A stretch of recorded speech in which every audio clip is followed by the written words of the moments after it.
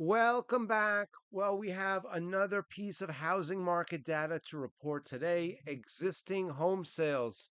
This is reported by the Wall Street Journal. They ticked up in November after 5 months of decline. Now, at the end, what we're going to do is compare a lot of the different housing market data we've spoken about this week. For today, home sales ticked up from 13-year lows in November after 5 straight months of declines, even as mortgage rates near the highest levels in 2 decades. Now we see this is on a month over month basis. The biggest move we've seen this month is the inventory. Single family home sales, that's a monthly supply that's down 2.8%. Existing home sales, the overall monthly supply down 2.8%. Housing inventory is down 1.7%. Single family homes, the inventory is down 1%. That's good. However, that's on a month-over-month basis. Keep in mind, on a year-over-year basis, the supply is very much to the upside. Existing home sales, 6.1% to the upside. That's the monthly supply. Single-family home sales, the monthly supply also up 6.1%. Now, the number of units sold, these are the sales, down 7.3%, as well as existing home sales. So we see a dynamic here on a year over year basis. The inventory is up big. It declined this month, but it's up big over the past year, while the frequency, the velocity of sales is down quite a bit. And that's not really a good combination. Here we see the white bars, existing home sales. These are the number of units this month. It was reported 3.8 million units were sold.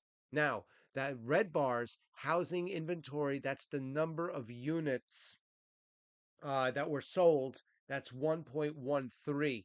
So the sales, we can see after 5 straight months of declines, actually even more than 5 months of a precipitous decline to the downside, we've ticked up to a small extent.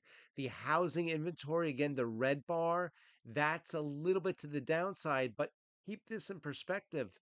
It's down off of a very significant high, and this is really the problem. There's a lot of inventory out there. We've spoken about this in the past. It's called the lock-in effect. Simply put, that sellers do not want to sell their house in a high interest rate environment. First of all, they're going to get less money because buyers have to pay higher interest rates. But moreover, if you sell a house, you're going to buy something else and lock yourself into brand new, fresh, high interest rates. So it's locking sellers away. Now we see here, white bar, existing home sales. That's a monthly supply. It's a 3.5 month supply at the moment. We can see after climbing over the past year, it's a tick to the downside. I don't know if this is much reason to celebrate. The supply is still quite high. The red bars, the median sales price in terms of dollars, $387,600. We want to see this number above 400. And what's really kind of troubling here is that the latest report, the month or on a month over month basis, the existing home sales has ticked down, but the sales price has not ticked up. It has also gone down. I mean, let's think about it. If the existing home sales is the monthly supply is going down, maybe that means that buyers are scooping up inventory. Well, if they're scooping up inventory, it means buyers are fighting over homes. That should push prices up, but prices are not going up. Prices are going down at the same time that now supply is going down. It shows us sellers are stepping away from the market. At the same time, buyers are stepping away. And that's sending both numbers lower for the month. Red bar, median sales price. This is in dollars, single family home, $392,100. We want to see this number above 400. It's a continuous, this is a 6 month in a row or 5 month and 5th month in a row to the downside. Single family home sales, these are the number of units, 3.4 million.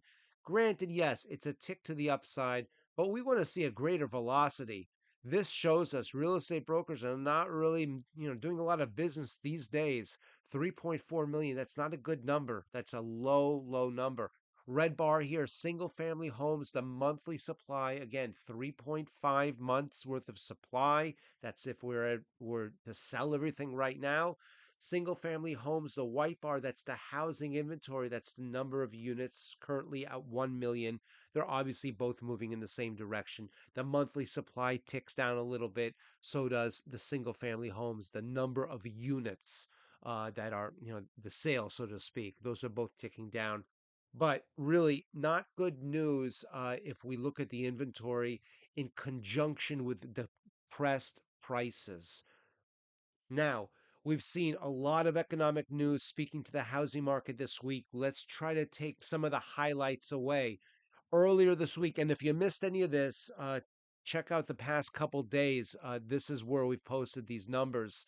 The Zillow data, which is completely independent from government agencies, it shows a number of different variations, but most strikingly, it shows that the vacation home states, these are particular states where the greatest amount of vacation homes or second homes are owned. These are speculative markets. These are back down to 2010 levels. These states include New York, Florida, California, North Carolina, Arizona, Texas, Pennsylvania, Wisconsin, Michigan. These levels, these lines are back down to the recovery we saw in 2010, 2011.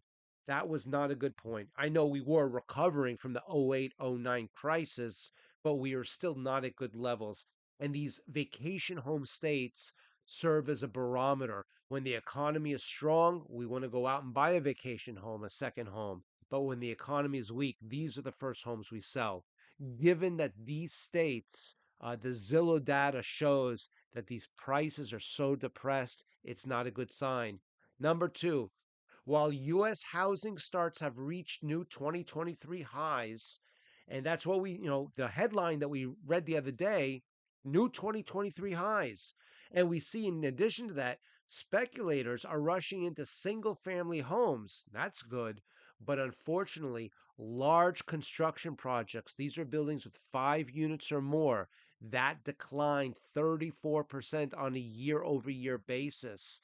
And what we saw in this report, we spoke about it yesterday, that the buildings with 5 units or more has the strongest correlation to the S&P 500. So if we want to know where the stock market's going, we watch the large construction projects. That's where we say the smart money is in the large projects because it involves so much more investment money. Well, that's down 34% year over year. Not good also. And finally, existing home sales increased for the first time after 5 months of declines. But we just saw inventories remain high while average home values remain depressed, sub 400,000. That's not good. We want to see this 400,000 number or the home values go back above 400,000. That's number one.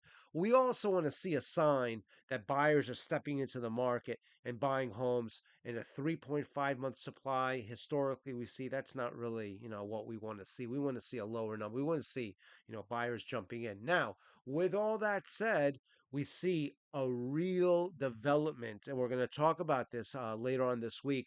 A real development in the Fed funds futures. It's pricing in rate cuts faster and more aggressively than even a few days ago. The futures market has been moving.